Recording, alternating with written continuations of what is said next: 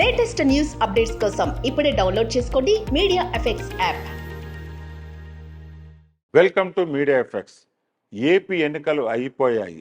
మరి పవన్ కళ్యాణ్ షూటింగ్లో ఎప్పుడు అడుగు పెడతాడు?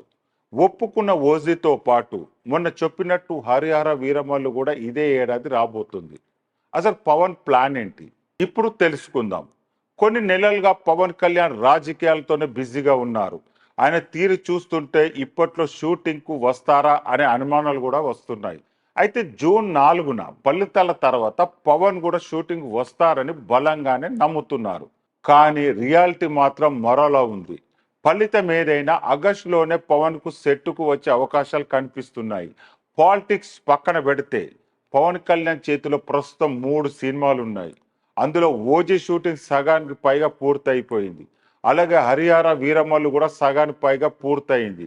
ఇక ఉస్తాద్ భగత్ సింగ్ 10 రోజులు షూట్ మాత్రమే జరిగింది. వీటిలో ఓజీ హరిహర వీరమల్లు 2 భాగాలుగా రాబోతున్నాయి. వీటి మొదటి భాగాలు 2024లో విడుదల కానున్నాయి.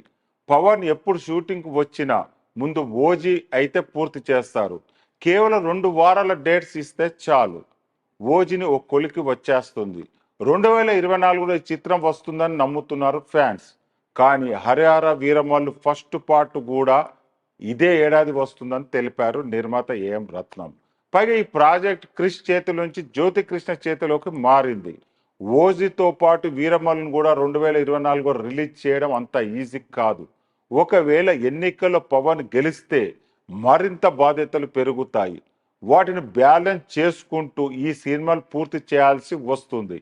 ఇక ఉస్తాద్ భగత్ సింగ్ అయితే 2025లోనే వస్తుందేమో. టైం దొరకకపోతే ఇంకా వాయిదా పడినా ఆశ్చర్యపోనక్కర్లేదు. చూడాలిక పవన్ ప్లానింగ్ ఎలా ఉండబోతుందో.